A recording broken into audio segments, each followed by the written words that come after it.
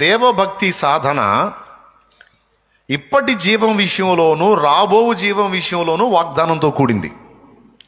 అంటే ఒకడు భక్తుడైతే, ఒక ఆమె భక్తురాలైతే, దేవుని సంబంధం అయితే ఆ వ్యక్తులకి పరలోకమే, ఇక భూలోకమే ఉండదు. భూలోకంలో ఇక వాళ్ళ బతుకంతా నిష్ఫలమైన బ్రతుకే అని పొరపాటును కూడా మీరు అనుకోవద్దు. దేవుడు దేవుడు దేవుడు అనుకుంటే సత్యాక మోక్షం ఇస్తాడేమో కానీ బతుకున్నప్పుడు బతుకులేమి బాగుపడవు కదా అని అనుకోవద్దు. ఈ భూమి మీద నువ్వు ఆశించినటువంటి ఘట్టాలను స్వతంత్రించుకోవటం కూడా దైవభక్తి సాధనతోనే గొప్పగా సాధ్యమవుతుంది. ఎందుకో చెప్తా.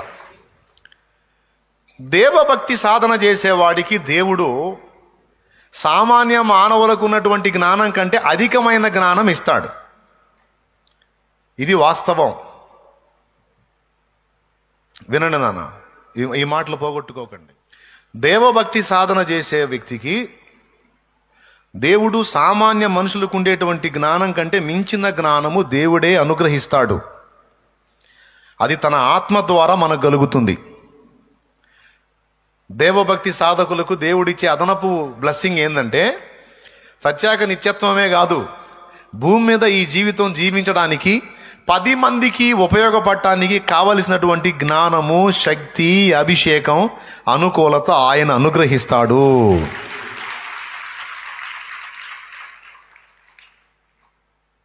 అర్థమైందా? ఇప్పుడు డాక్టర్ కావాలనుకున్నావు, లేకపోతే ఇంకోటి ఏదో కావాలనుకున్నావు ప్రజలను ఉద్ధరించడానికి. అవి కావడానికి నీకు కావలసిన జ్ఞాన సంపత్తిని ఆయనే అనుగ్రహిస్తాడు. అర్థమైందా? నువ్వు ఒక డాక్టర్ అయి ఉండి భక్తుడు కాకపోవచ్చు, కానీ ఒక భక్తుడుగా ఉండి డాక్టర్ కావచ్చు. నువ్వు ఒక కలెక్టర్ అయి ఉండి భక్తుడు కాకపోవచ్చు, కానీ ఒక భక్తుడుగా ఉండి కలెక్టర్ కావచ్చు. నువ్వు ఒక పోలీసుగా ఉండి భక్తుడు కాకపోవచ్చు, కానీ ఒక భక్తుడుగా ఉండి ఒక పోలీస్ అధికారివి కావచ్చు. అర్థమైందా? కాలేదా? అయిందా? నువ్వు ఒక లాయర్గా ఉండి భక్తిపరుడు కాకపోవచ్చు, దేవుడికి ఇష్టడు కాకపోవచ్చు, కానీ దేవుణ్ణి ప్రేమించే ఒక భక్తిపరుడు, దేవునికి ఇష్టడు అయి ఉండి లా చదివి ఒక అద్భుతమైన లాయర్గా నువ్వు మారవచ్చు, లాయర్ కావచ్చు. ఎందుకంటే దేవభక్తి సాధకుడికి ముందు మైండ్ ప్రశాంతత ఉంటుంది. మైండ్ ప్రశాంతత ఉన్నోడు ఏ సబ్జెక్టునైనా సరే ఈజీగా పట్టగలుగుతాడు. మానసిక ప్రశాంతత ఉన్నవాడు ఏ సబ్జెక్టునైనా ఈజీగా అవగాహన చేసుకుంటాడు. మానసిక ప్రశాంతత దేవుడిని ఎరిగిన వాడికి సమృద్ధిగా ఉంటుంది. ఇక మెంటల్ టెన్షన్ ఉండదు, ప్రెజర్ ఉండదు, వినే విషయంలో అనాసక్తి ఉండదు. జీవిత విలువలు తెలిసినోడు సబ్జెక్టు మీద దృష్టి పెట్టగలుగుతాడు, ఈజీగా సాధించగలుగుతాడు. కావాలంటే మీరు నేను చెప్పిన పరిశోధన చేసుకొని చూడండి. ఎక్కడో ఇంటర్నెట్లో సెర్చ్ చేయండి. మీరు ప్రపంచ ప్రఖ్యాతిగాంచిన శాస్త్రవేత్తలలో 80% మంది, ప్రపంచ ప్రఖ్యాతిగాంచిన శాస్త్రవేత్తలలో 80% మంది యేసు ప్రభువుని నమ్ముకున్నవారు, అంతేకాదు మంచి భక్తిపరులు.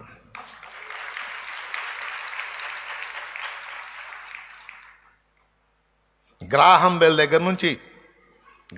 దగ్గర నుంచి Thomas Alva Edison, Isaac Newton మొదలైన వ్యక్తులందరి జీవితాలు, వాళ్ళ బాల్యాలు మీరు చదవండి. మొత్తం భక్తిపరులు అండ్ జీవము కలిగిన దేవుడైన యేసయ్యను నమ్ముకున్న వాళ్ళు. గుండు సూది దగ్గర నుంచి ఆకాశంలో ఎగిరే రాకెట్ వరకు దాదాపు కనుగొన్న వాళ్ళంతా కూడా యేసు ప్రభుని ఎరిగిన వాళ్ళే, యేసు ప్రభు రక్తంలో కడగబడిన వాళ్ళే. అంటే మధ్యలో చాలా ఉన్నాయి. నువ్వు షర్టు వేసుకోవాలి, కుట్టు మిషను కనుగొన్నది దేవుని బిడ్డే. ఈరోజు సర్జరీ యంత్రాలు కుప్పలు తెప్పలుగా, మనుషులకి వైద్యానికి సంబంధించిన యంత్రాలు కనుగొన్నది దేవుని బిడ్డలే చాలామంది. కంటికి పెట్టిన కళ్ళజోడుతో సహా కనుగొన్నది వాళ్ళే. షర్టుకు పెట్టే బటన్తో సహా కనుగొన్నది వాళ్ళే. అర్థమైందా? మొత్తం దేవుని బిడ్డలే. మన వాళ్ళకి దేవుని బిడ్డలు కనిపెట్టినవన్నీ కావాలి, కానీ వాళ్ళకి ఆ జ్ఞానం ఇచ్చిన దేవుడు మాత్రం వద్దు. అదే మన దరిద్రం. గొప్ప గొప్ప భక్తులు, మేధావులు కనుగొన్న వస్తువులన్నీ కావాలి, కానీ వాళ్ళకి ఆ జ్ఞానాన్ని ఇచ్చిన దేవుడు వద్దు. ఎవరిచ్చారు వాళ్ళకి ఆ జ్ఞానం? ఆయిల్ కనుగొన్నవాడు ఎవరో చూడండి, సెర్చ్ చేయండి. ఫ్లైట్ని కనిపెట్టినోడు ఎవడో సెర్చ్ చేయండి, రైట్ బ్రదర్స్. దేన్ని ఎవరు కనుక్కున్నారో సెర్చ్ చేయండి. పెన్ను ఎవడు కనుక్కున్నాడు, ఇంకెవడు కనుక్కున్నాడో. ఇప్పుడు మనం రాసే పెన్నుల్లో ఇంకో.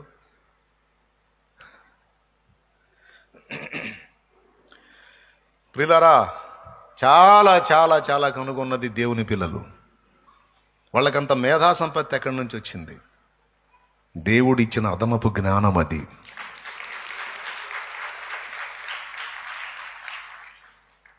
అంటే జీవము గల దేవుణ్ణి, సృష్టికర్తను మనం స్మరణకు తెచ్చుకొని ఆయనకు భక్తులమైతే ఇక అడవుల్లో పోయి సన్యాసత్వం తీసుకోవటం అని చెప్పట్లా నేను. రాజర్షిలాగా, రాజయోగిలాగా అటు దేవుడితో మసలొచ్చు, ఇటు సమాజాన్ని కూడా ఉద్ధరించవచ్చు. అది నేను చెబుతుంది. అందుకే పిల్లలకు కూడా సృష్టికర్తను పరిచయం చేయండి, యేసు ప్రభువును పరిచయం చేయండి, ఆయన మాదిరిని పరిచయం చేయండి, ఆయన త్యాగాన్ని, ప్రేమను, పరిశుద్ధతను పరిచయం చేయండి. వాక్యాన్ని చదవమని నేర్పించండి, పరిశుద్ధ గ్రంథాన్ని, యేసు ప్రభు జీవితాన్ని చదివించండి. ప్రయోజకులు అవుతారు, సమాజాన్ని ఉద్ధరిస్తారు, లేకపోతే లోక కంటకులు అవుతారు. ఓకేనా? రైట్. ఇప్పుడు ఇది ఎలాగో మీకు చూపిస్తా బైబిల్లోంచి. దేవుణ్ణి ప్రేమించేవాడు, దేవునికి భక్తి చేసేవాడికి దేవుడే స్పెషల్ ఐడియాస్ ఇస్తాడని నేను చెప్పా, ప్రత్యేక జ్ఞానం ఇస్తాడని నేను చెప్పా. అందరి జ్ఞానం వేరు, భక్తిపరుడి జ్ఞానం వేరు. అది ఎలాగో చూపిస్తా బైబిల్లోంచే. ఇప్పుడు ఇశ్రాయేలీలకి ఫిలిస్తీయులకి యుద్ధం వచ్చింది. ఇశ్రాయేలుకు రాజు సౌలు. వాళ్ళు వీళ్ళు సైన్యాలు ఏలా లోయ దగ్గర గ్యాదర్ అయ్యారు. లోయకి ఆ ఒడ్డు నీళ్లు, ఈ ఒడ్డు నాళ్ళు. ఫిలిస్తీన్లో పక్క, ఇశ్రాయేల్లో పక్క. ఢీ అంటే ఢీ అంటున్నారు. ఈలోపు వాళ్ళలోంచి ఒకడు వచ్చాడు, 6 మూరల జానుడు ఉన్నాడు, పొడుగు మనిషి. అంటే దగ్గర దగ్గర ఇప్పటి కొలతను బట్టి 10 నుంచి 12 అడుగులు ఎత్తు. ఒకడే, రాక్షసాకారం. ఆడొచ్చి సవాల్ విసిరాడు ఇశ్రాయేల్ రాజుతో. సైన్యాలు కొట్టుకునే అవసరం లేదు, మీలో ఎవడైనా ఒకడు వచ్చి నాతో పోరాడొచ్చు. నన్ను గెలిస్తే మా వాళ్ళందరూ మీకు దాసులు అవుతారు. నేను మీ వాడిని గెలిస్తే మీరు మాకు దాసులు కాండి. దీనికోసం జనం చావటం ఎందుకు? నన్ను చంపండి, దమ్ముంటే రండి అని పిలిచాడు. వాడి ఆకారం చూస్తే రాక్షస ఆకారం, 2 మనుషులు ఎత్తున్నాడు. వాడి చేతిలో ఈటె సామాన్య ఈటి కంటే డబల్ ఉంది. పైగా పైనుంచి కింద దాకా కవచాలు వేసుకున్నాడు, ఎక్కడ గ్యాప్ లేకుండా. ఎవడైనా వాడి మీదకి వెళ్ళి పోరాడాలని ఈట విసిరితే అది గుచ్చుకోదు, బాణం కొడితే గుచ్చుకోదు. ఎందుకు? వాడు అట్లా ఉన్నాడు, సెట్టింగ్ అట్లా చేసుకున్నాడు. అందులో బాల్యం నుంచి యుద్ధ విద్యను అభ్యసించినోడు, మంచి నైపుణ్యం కలిగినోడు, మంచి పనోడోడు. వాడు వచ్చి ఈ సవాల్ విసిరితే మొత్తం జడుసుకొని పరిగెత్తారు. ఇలా రోజు పొద్దున్నే వాడు రావటం, ఎరా రోషం కలిగినోడు ఒక్కడు కూడా లేడా మీలో, అందరు దద్దమ్మలేనా అని వాడు తిడతన్నాడు. దేవుణ్ణి తిరస్కరిస్తున్నాడు, వాళ్ళ రాజుని తిడతన్నాడు, వాళ్ళ మొత్తాన్ని తిడతన్నాడు. ఆడి మీదకి గుండె జాలిపోయేవాడు ఒక్కడు లేడు. ఇట్లా 40 రోజులైంది. బెత్లెహేంలో యెషయ్య అనే ఆయన కొడుకు ఒకడు ఉన్నాడు, చిన్నోడు, చివరోడు. ఇశ్రాయేలు రాజ్యములోనే అంతగా దేవుణ్ణి ప్రేమించేవాడు లేడు. ఇశ్రాయేలు సర్వ సమాజంలో అంతగా దేవుణ్ణి ప్రేమించే మరొకడు లేడు. ఒక మాటలో చెప్పాలంటే వయసు చిన్నదే, బాలుడే, కానీ దేవుడి పిచ్చోడు. ఏం పిచ్చోడు? దేవుని పిచ్చోడు. ఇప్పుడు పిల్లలందరూ సెల్ ఫోన్ పిచ్చోళ్ళు అయ్యారులే. నేను చెప్పేవాడు మాత్రం దేవుని పిచ్చోడు. గొర్రెలు తోలుకొని పోతాడు, ఇక సాయంత్రం దాకా ఇక ఆయన గురించి పాడుతూనే ఉంటాడు, ఆయనతో మాట్లాడుకుంటానే ఉంటాడు. ఇక ఆయనే ఇంటికి వస్తాడు, వాళ్ళ అమ్మను అడుగుతాడు ఆయన గురించి, వాళ్ళ నాన్న అడుగుతాడు ఆయన గురించే. ఇక నోరు తెరిస్తే ఆయనే. ఆయన అన్నలు కూడా 3 పోయారు యుద్ధానికి.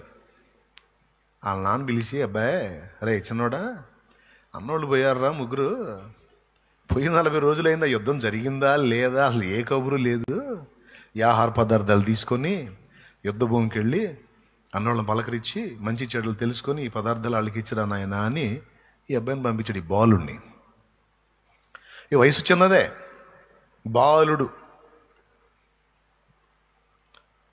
కానీ దేవుని పిచ్చోడు.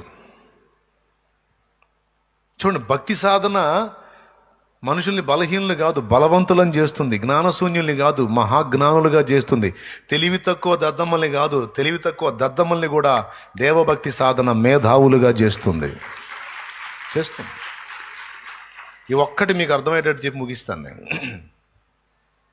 ఈ దేవుని పిచ్చోడిని పంపించాడు, పోయాడు యుద్ధ భూమికి. కరెక్ట్గా ఇతను ఎంటర్ అవుతున్నాడు, వాడు సవాలు విసురుతున్నాడు. అక్కడ మండిపోయింది. మనిషి ఏమో చిన్నోడు, కొద్దోడు, బాలుడు. వాడి మాటలు చూసాం రగిలిపోయాడు. ఎందుకు? వాడు దేవుణ్ణి అంటున్నాడు, దేవుని సైన్యాలను తిరస్కరిస్తున్నాడు, రాజును తిరస్కరిస్తున్నాడు. మండిపోయింది.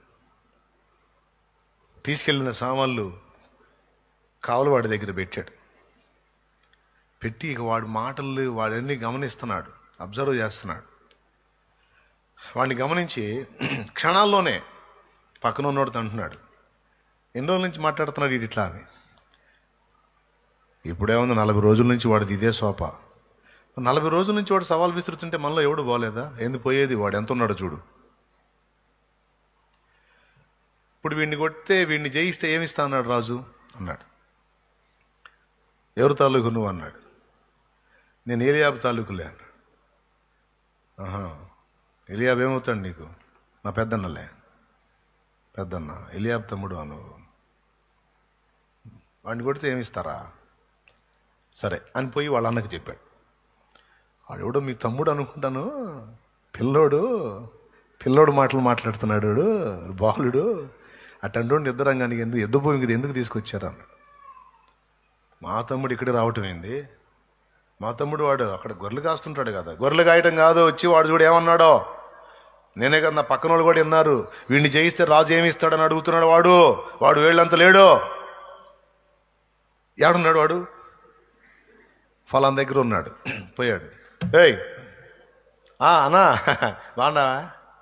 రారా పక్కన. ఎప్పుడొచ్చా? ఎందుకు వచ్చా? ఏం పెద్ద పెద్ద మాటలు మాట్లాడుతూనే ఉంటా. కొడితే మొహం పగిలిపోద్ది. ఎదవన్నారు ఎదవని. ఏం చేశావురా? గొర్రెలు ఏం చేశావు? నీకు గర్వంరా, నీకు మహాగర్వం. నువ్వు మనిషి కొద్దే కానీ నీ మామూలు మిడియాలం కాదు, నీ నడమంత్రం. మేము దద్దంలో కూర్చున్నాం ఇక్కడ 40 రోజుల నుంచే. మేము చేతగాని దద్దంలో కూర్చున్నావా? అటు చూసావా? అవతారం చూసావా? అటు మోకాలంతో ఉన్నావు నువ్వు. నిన్ను కాదురా, నిన్ను పంపించిన ముసలోడు అనాలే. నేనేమన్నా? పెద్దోడికి ఎదురుమా.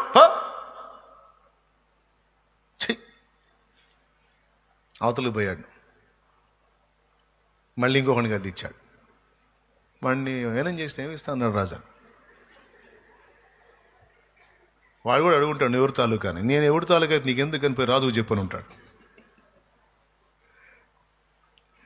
దేవునికి స్తోత్రం. వాడు పోయి రాజు కంటిచ్చాడు, రాజు పిలిపించాడు. ఈ 40 రోజుల్లో ఒక్కడు కూడా ఈ మాట అనలేదురా, ఆడెవడో పిల్లోడు అన్నాడంట, నాకు ఛాన్స్ ఇస్తే నేను వేస్తానండి అని కబురు పెడితే వచ్చాడు. పోయాడు. పోతే ఈ మాట చెప్పినోడు ఎంత ఉంటాడు అనుకున్నాడు రాజు. పోతే గొర్రెలు కాసే కర్ర చేత పట్టుకున్న పిల్లోడు పోయాడు, బాలుడు. అయితే బాలుడుగా దేవభక్తుడు.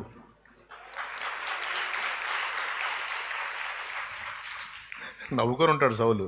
నాయన చివరికి ఇశ్రాయేలుకి గతి పట్టిందా? చివరికి ఇశ్రాయేలు పక్షంగా బాలుడు మాట్లాడాల్సి వచ్చిందా? అయ్యో బాబు ఏం చేస్తుంటావురా నువ్వు? గొర్రెలు కాస్తుంటానండి.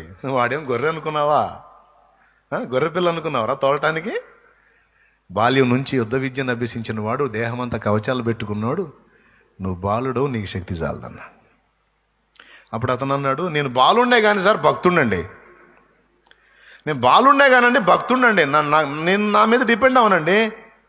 నాకు ఒక ఆయన ఉన్నాడులేండి, ఆయన మీద ఆధారపడి ఇట్లాంటి సాహసాలు పొందుకుంటానండి నేను.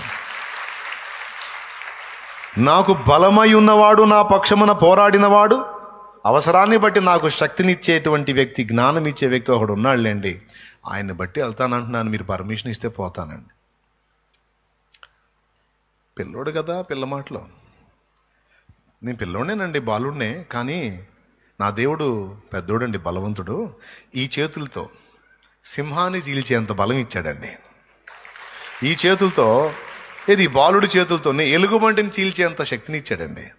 మరి మీరు పర్మిషన్ ఇస్తే నేను పోతానండి, టైం అవుతుంది, మళ్ళీ వాడు పోతాడు. సరే, నా కవచాలు తొడిగించండి అన్నాడు. ఆయనేమో 7 అడుగులు, ఈయనేమో 5 అడుగులు. 7 అడుగులు వాడి కవచాలు 5 అడుగులు ఎట్ట సెట్ అవుతాయి? 2-3 తగిలిచ్చగానే, సార్ నేను ఆడదాకా పోయేటట్టుగా ఉండాలి, ఆడదాకా పోయేదాకా కూడా ఉండేటట్లు లేదు నేను ఈ బరువుల దెబ్బకి, వాడు నన్ను కొట్టాల్సిన అవసరం లేదు సార్, నడుచుకుంటూ ఆడకపోయి అడ్డమట్టవే సార్, నేను ఇంక ఏంది సార్ ఇవన్నీ తగిలిచ్చాను. నాకు కవచాలు, ఈ కవచాలు కాదు, నాకు రక్షణ కవచమై ఉన్నవాడు నా దేవుడే. హల్లెలూయా. ఓరే నాయన, నువ్వు ఒట్టి ఇదిలాగా ఉన్నావేమరా, మూర్ఖుడిలాగా ఉన్నావు, కనీసం కత్తి అన్నది, కత్తి కూడా వద్దు సార్ నాకు, కత్తి కూడా ఆయనే చూసుకుంటాడు. మీరు కావాలంటే చూడండి, కత్తి తీసుకెళ్ళాడా, కవచాలు తొడుక్కున్నాడా? ఏం లేదు, నార్మల్గా వెళ్ళాడు. ఆడికి వెళ్ళిన తర్వాత, ఇది మీరు విన్న స్టోరీ అయినా తప్పకుండా మీరు వినాల్సిందే. ఎందుకంటే దేవభక్తి సాధన అనేది లోక జ్ఞానం అనేది లేకుండా చేయదు, లోక జ్ఞానంలో మించిన జ్ఞానం ఉంటుంది. సౌలు రాజు మంచిగా సలహా ఇచ్చాడు, కత్తి తీసుకోయా, కవచాలు వేసుకోయా అని. పెద్దోడు కదా పాపం, జాగ్రత్తలు. ఏం తీసుకెళ్ళాలా? మీకు డౌట్ రావాలి, ఎందుకని ఏం తీసుకెళ్ళలేదు అని. మీకు వచ్చే ఆలోచన ఏంటంటే దేవుడి మీద ఆధారపడ్డాడు, ఆయనే చూసుకుంటాడని ఏం తీసుకెళ్లకుండా వెళ్ళాడంటే, మరి అట్టయితే ఒడిశాల రాళ్ళు కూడా తీసుకెళ్ళకూడదు మరి, అవునా? ఒడిశాల రాళ్ళు కూడా తీసుకెళ్ళకూడదు, మరి 5 దగ్గర పెట్టుకున్నాడుగా, అవునా? ఇక్కడ పాయింట్ ఏంటంటే, పర్సన్ దేవుడి మీద ఆధారపడ్డ పర్సనే, కానీ దేవుడిచ్చిన జ్ఞానం ఆ చిన్నోడికి ఎలా ఉందంటే, గొల్యాతు మాట్లాడుతున్నప్పుడు ఈ కుర్రోడు ఎంటర్ అయ్యాడు కదా, చిన్నోడు ఎంటర్ అయినప్పుడు వాడు మాట్లాడుతున్నప్పుడు వాడి బాడీ స్ట్రక్చర్ని, అక్కడ ఉన్న క్లైమేట్ మొత్తాన్ని అబ్జర్వ్ చేశాడు అతను. ఐడియాలజీ. వాడు మనిషి అయితే ఉంటానుకున్నాడు, ఒకవాడు ఉంటాడు 7 అడుగులు ఉంటాడు, కానీ బ్రెయిన్ సరిగ్గా పనిచేయదు. ఏం చేద్దాం, కొంతమంది ఆకారాలు మాత్రం మామూలుగా ఉండవు, కొంతమంది ఇంతే ఉంటారు, మహాముదుర్లు ఉంటారు. స్తోత్రం. నిజంగానే కొంతమంది పర్సనాలిటీ చూస్తేనే ఆడో ఆకాశాన్ని తగులుతుంటారు, కానీ బుర్ర పని చేయదు. కొంతమంది ఇంతే ఉంటారు, మహా చురుగ్గా ఉంటారు. వాడు చూడు ఆఫ్ మైండ్. యుద్ధానికి వచ్చినప్పుడు, యుద్ధానికి పిలిచేటప్పుడు డాల్ ఆడి చేతిలో ఉండాలా, పక్కోడికి ఇవ్వాలా? డాల్ ఎక్కడ ఉండాలి? ఆడి చేతిలో ఉండాలి. డాల్ అంటే ఏంటిది? ఎవడైనా ఈట విసిరినా, బాణం విసిరినా, కత్తి విసిరినా అడ్డు పెట్టుకొని తను తాను కాపాడుకోవటానికి చేతిలో రౌండ్గా ఉంటుంది చూడండి, పళ్ళెంలాగా, అది డాలు. వెనక పట్టుకోవటానికి హ్యాండిల్ ఉంటుంది, ఎదురేమో ఇత్తడి తొడుగు ఉంటుంది దానికి. ఇక ఏది విసిరినా దాన్ని తగిలి కింద పడిద్ది, దాన్ని డాల్ అంటారు. తెలీదా? ఓ చేతిలో కత్తి, ఓ చేతిలో అది. ఫోటో తీరా. ఇక్కడ ప్లాన్ చెప్పాలి మీకు. వాస్తవంగా డాల్ ఎవరి చేతిలో ఉండాలా? యుద్ధ రంగాన్ని బట్టి ఒక చేతిలో కత్తి, ఒక చేతిలో డాలు. కానీ వీడి డాలు పక్కోడి చేతిలో ఉంది.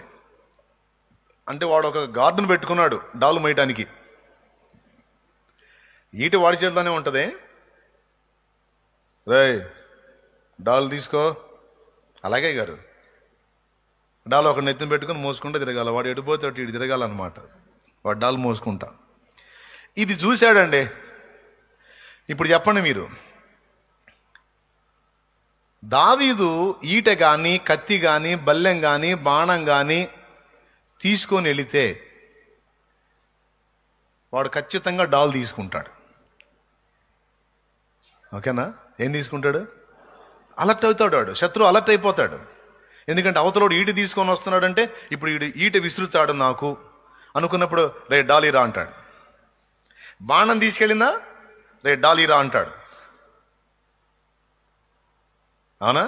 కత్తి తీసుకెళ్ళినా, దావీదు కత్తి తీసుకెళ్ళినా వాడేమంటాడు? రే డాలీరా అంటాడు. వాడు కత్తి తీసుకొని వస్తాడు, డాలీరా. ఇప్పుడు వాడు డాల్ అడగకూడదు. వాడు డాల్ తీసుకుంటే దావీదు అవుట్, వాడు డాల్ తీసుకోపోతే వాడు అవుట్. స్తోత్రం. మరి ఇప్పుడు వాడు డాల్ జోలికి పోకూడదంటే ఎదుటి వ్యక్తి దగ్గర ఏ ఆయుధం కనపడకూడదు. అర్థమైందా? ఈ ఐడియా చూడు. అనుకున్నట్టే జరిగింది. ఆయన కత్తులు కట్టారులు తీసుకెళ్ళాయా, ఈట తీసుకెళ్ళాయా, పరిస్థితి ఏం వద్దు సార్, నాకు దేవుడు ఉన్నాడు సార్, నాకు ఇచ్చే ప్లాన్ ఏదో నాకు ఇచ్చాడు సార్ అని పోయి రాళ్ళు ఏరుకుంటున్నాడు. ఏలా లోయలో రాళ్ళు ఏరుకుంటున్నాడు. వాడేమనుకుంటున్నాడు? ఒరే ఇంతమంది పెద్దోళ్ళుండి అరే మీగా మైండ్ పోయిందిరా, వాడు నాతో యుద్ధం ఏంది, వాడేవాడు గొర్రెలు కాసుకునేవాడు, బర్రెలు కాసుకునేవాడు, పిట్టలు ఒడిశాలు తీసుకొని రాళ్ళు ఏరుకుంటాడు. వాడు అలానే అనుకోవాలి. అదే ఇక్కడ ప్లాన్. దేవునికి స్తోత్రం కలుగును గాక. హల్లెలూయా. వాడు అలానే అనుకోవాలి. వాడు డాల్ తీసుకోకూడదు.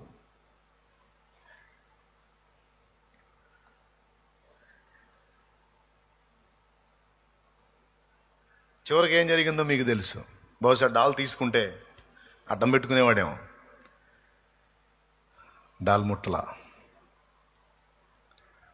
ఇద్దరం మాట్లాడుకున్నారు. అక్కడ ఒక మంచి బలమైన మాట అంటాడు, యెహోవా ఈరోజు నీ చేతికి నన్ను అప్పగిస్తాడు, నువ్వు ఏదో నీ ఆలోచనలో వచ్చావు, నువ్వు నేను నా దేవుని పేరిట వస్తున్నాను, ఆయనే నిన్ను నా చేతికి అప్పగిస్తాడు, యెహోవాయే నా పక్షాన, ఆ యుద్ధం నాది కాదు యెహోవాది అని ఆ ఒడిశల్లో రాయిబెట్టి గిరగిరా దిప్పి కొట్టాడు. ఎక్కడ కరెక్ట్గా బాడీ మొత్తం కవచాలు ఉన్నాయి, నుదుటి దగ్గర మాత్రమే గ్యాప్ పెట్టుకున్నాడు. కరెక్ట్గా దాన్ని టార్గెట్ చేసి కొట్టాడు. అక్కడ శత్రువు కూలిపోవటం అనేది జరిగింది. నేను అనుకుంటాను ఒక ఐడియా,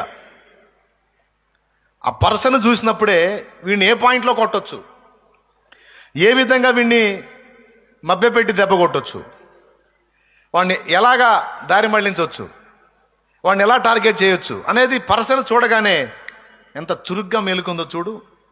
ఒక దేవభక్తి సాధకుడి హృదయం ఎంత షార్ప్గా పనిచేసిందో చూడు. ఒక ఐడియా. దేవునికి స్తోత్రం. అక్కడ పెద్ద మొనగాళ్ళు ఉన్నారు. 6 అడుగులకు ఎవడు తక్కువ లేడు. వాళ్ళందరినీ నేలే రాజ్యం 7 అడుగులు. ఇశ్రాయేలు రాజు సౌలు 7 అడుగులు, మిగిలిన వాళ్ళు 6 అడుగులు, ఇతను 5 అడుగులు. అప్పటికి అనుకుందాం.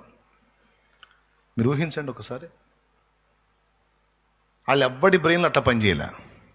మళ్ళీ సౌలు రాజు సైన్యంలో ఒకడు వెంట్రుకను పట్టుకొని నిలబడితే, ఆ వెంట్రుకను పట్టుకొని నిలబడితే వెంట్రుకను మాత్రమే కొట్టగలిగేంత గురి కలిగిన వాళ్ళు, వెంట్రుకను ఒకవేళ వేలాడగట్టితే, మనిషి పట్టుకోపోయినా వేలాడగడితే దూరంగా ఉండి ఒడిశల్లో రాయేసి కరెక్ట్గా వెంట్రుకను తెగగొట్టేంత గురి కలిగిన వాళ్ళు 600 మంది ఉన్నారు ఆ సైన్యంలో. కానీ ఎవరికీ ఆలోచన రాలా. ఎవరికి వచ్చింది?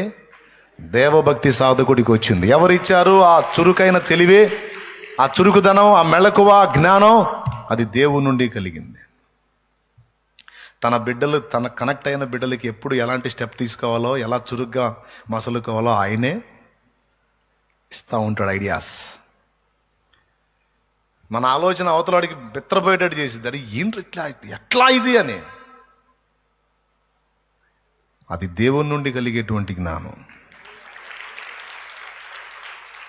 ఫలితంగా ఏం జరిగిందో మీకు తెలుసు. చివరికి వాడు ఆయుధంతోనే వాడిని వైనం చేసి ఇశ్రాయేలుకు జయం తీసుకొచ్చి తర్వాత ఇశ్రాయేలుకు 2వ రాజు అయ్యాడు. 2 సార్లు రాజు అతన్ని చంపడానికి వెంటాడినప్పుడు 2 సార్లు దేవుడు అతన్ని అప్పచెబితే అతని విషయంలో కూడా తొందరపడకుండా సమయోచితంగా ప్రవర్తించడానికి దేవుడు దావీదు కృపనిచ్చాడు. ఇలా మీరు గమనిస్తే ప్రతి అడుగులోనూ చురుగ్గా నడుచుకున్నటువంటి ఘట్టాలు దావీదు దగ్గర మనకి మస్తు దొరుకుతాయి. ఇప్పుడు చెప్పండి, మిగిలిన వాళ్ళకి దావీదుకి తేడా అయింది? అంతమంది సైన్యం ఉండి వాళ్ళకి దావీదుకి తేడా అయింది? దావీదు ఉన్నంత కనెక్టింగ్లో దేవుడికి వాళ్ళు లేరు. అప్పుడు ఏమని ఉంటారు దావీదు అన్నలో? దావీదు వాడితో యుద్ధానికి దిగుతున్నప్పుడేమో, నాకు తెలుసు ఆ ముసలోడు కొంప ముంచుతాడు, తెలుసు వాడు ఆగడు, వాడు మిడిమేళం, వాడి నడమంతరం, వాడు ఎంత పొడుగున్నాడు, ఈడి ఎంత, వాడి మోకాలంత లేడు, ఈడి పోతున్నాడు, రే చిన్నవాడా, రే రెండోవాడు చూడు వాడు ఏం చేస్తున్నాడు చూడు, వాడికి చెప్పినా బోలా వాడు బాడు అని ఎన్ని తిట్టుకున్నారో. తీరా వాడిని కూలగొట్టి జయించిన తర్వాత ఏం చెప్పుంటారు? నిశ్చేష్ట నిలబడి ఉంటారు. అందరూ తోసుకొని దావీదు దగ్గరికి, దావీదుని ఎత్తడానికి పోతుంటే వీళ్ళు నిలబడి చూస్తా పక్కన వాళ్ళు, హే ఏం నిలబడ్డారు, పదండి. తెలుసా అబ్బాయి ఎవరో? తెలుసా, మా తమ్ముడే, ఆడు చిన్నప్పటి నుంచి చురికేలే, మావాడే, ఆడు ఫస్ట్ నుంచి వాడు అసలు వాడు మనిషి వేరు, మా అబ్బాయి ఆడు వేరు అసలు. అప్పుడు దా తిట్టినోళ్లే ఖచ్చితంగా చెప్పుకుంటారు లేదా? అడకపోయిన చెప్తారు పక్కన వాడిని, తెలుసా ఎవరు?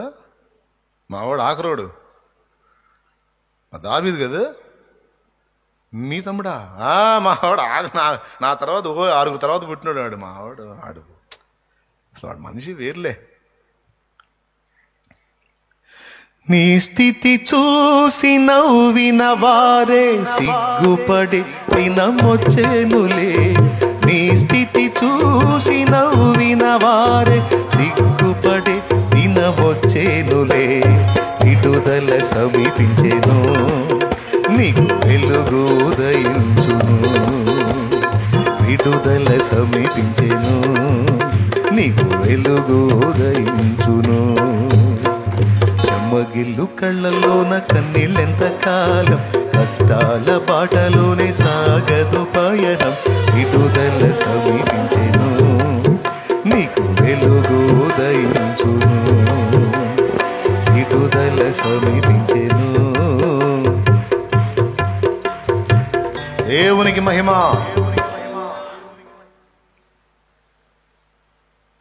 ప్రియులారా చూడండి, దేవభక్తి సాధన చేసేవాడికి మైండ్ బ్లాక్ అయిపోయిద్దా? మైండ్ బ్రేక్ అయిపోయిద్దా? షార్ప్ అయిద్దా? పెద్దగా అది